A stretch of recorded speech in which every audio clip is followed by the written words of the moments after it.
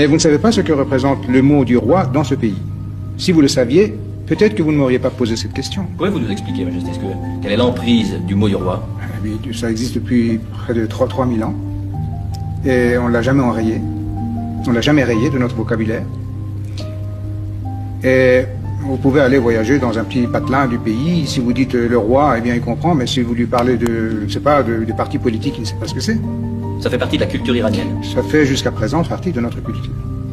Majesté, si je vous demandais, la civilisation persane a eu une grande renommée, il y a eu beaucoup de chats, d'empereurs. Si je vous demandais à quel empereur vous voudriez ressembler, ou quel est celui que vous admirez le plus?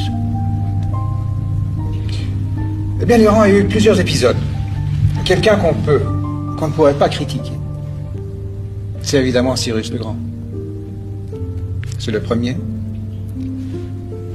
Et le succès est toujours la meilleure garantie d'une renommée. Question pas seulement de chance, mais certainement d'habileté. Mais rien ne vous sert autant que le succès. Vous pouvez être un grand homme et échouer quelque part, peut-être pas de votre faute, peut-être par la faute des autres, et ensuite on vous oublie. Ou bien même on vous traite de quantité non négligeable. Mais Cyrus le Grand, eh bien c'est quelqu'un à qui on ne peut reprocher rien du tout. Il a créé l'Empire. C'est le premier qui a donné la charte de droits de l'homme à tout le monde. Il a libéré tous les peuples qu'il a conquis, tous les pays qu'il a conquis. Il a libéré les peuples.